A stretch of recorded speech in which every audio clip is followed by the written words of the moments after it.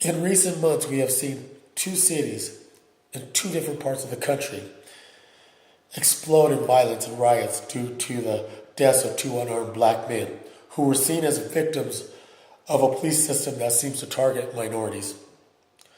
A large part of the population is in awe of the events, and many of them have little to no understanding of the events and the reason behind these acts.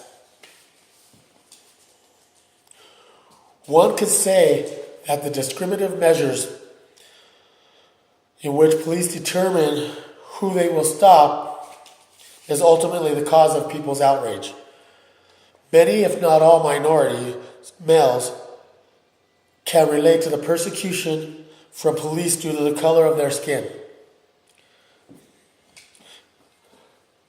In an article written by Colleen Long,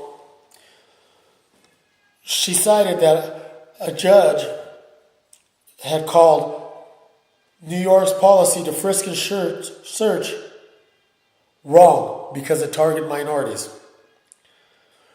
In this proceeding, she examined 684,000 cases. And of these cases, it is said that there was 70 to 80% of all people stopped were minority descent, meaning they were either black or Latino. This revealed of these 684,000 people stopped, only 10% of these people stops resulted in an arrest. I can relate to this personally because I remember when I was a child. Well, not really a child. I was 19 years old.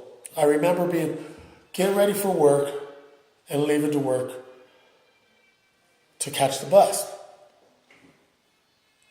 As I left the house to catch the bus, I got pulled over by a police officer. Now, I will be honest, the police officer seemed nice. He was very cordial. He asked me my name. He asked me where I was going. He asked me what I was doing. In the process of him running my name and figuring everything else, I missed the bus. So when we were done, I gathered my things from him and I continued to walk down the street to the next bus stop. As I reached the next bus stop, I got pulled over yet again from another officer, going through the same routine. Now, I would like to say that, to make a long story short, within 12 blocks, I was pulled over 3 times. That's right, 3 times. What this resulted in was me being very late for work. I cannot say that there was something going on in the neighborhood because there wasn't. I cannot tell. Some people may address and say, well, maybe it was the way you were dressed. Unfortunately, I can't believe that to be the fact either, because I was wearing a nice light gray button-up shirt with a dark gray cardigan, as well as some gray slacks. As I said, I was on my way to work. Now, stories like this go on throughout the country. Statistics show that although minorities are only a small percentage of the drivers on our streets today, usually about 13 to 17%, that out of all those pulled over, minorities were 48 to 70% of that population. In talking with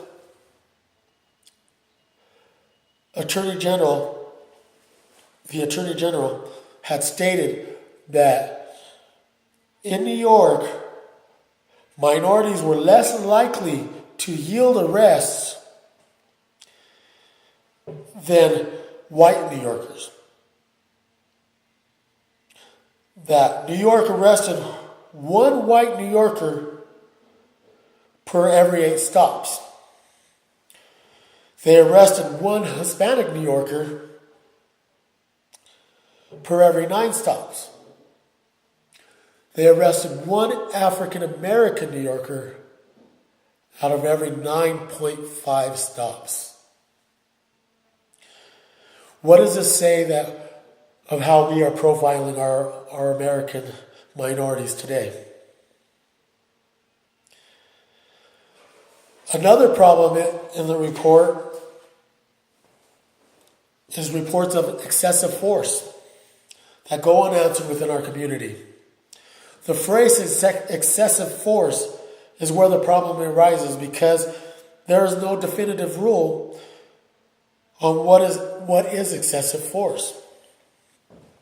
According to a report done by ABC's News, experts say that excessive force is anything beyond what is necessary to arrest a subject and keep police and bystanders safe.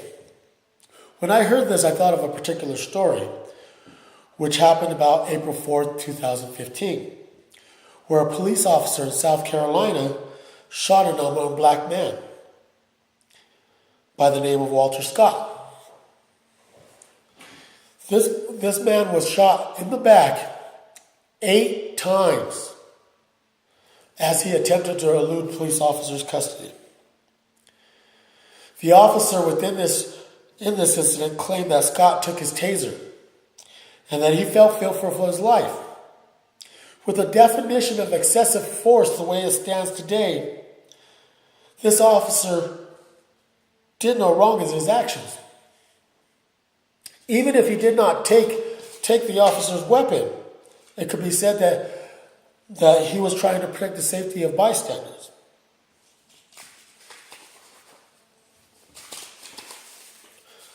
Thankfully, in this case, we should feel at ease because the officer was charged with murder. There was a tape that became evidence that showed the officer shoot the unarmed man in the back 8 times, walk over to him, and place his taser next to him. In another situation, a New Jersey African-American male named Marcus Jeter was arrested for a multitude of charges, which included resisting arrest and assault. It took his attorney to request all information pertaining to this case for it to become clearer.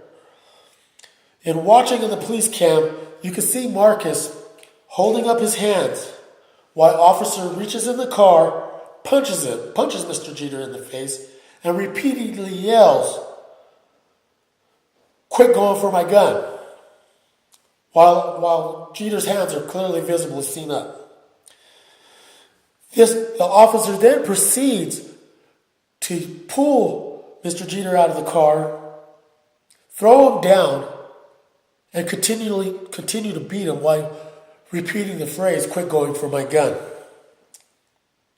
The prosecutors in this case had never even looked at the dash cam, only taken the officer's word for what happened. These officers too now face prosecution. The problem in most states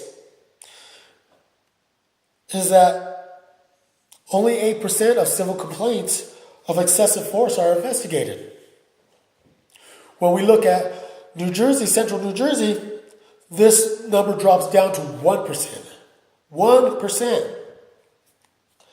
In assessing these statistics, one can surmise that the people of these communities are being unheard, unjustly profiled, and marginalized by their community police officials. Many speculate that some officers could be intervened before an officer's aggressive behavior escalates to the point of shooting a person.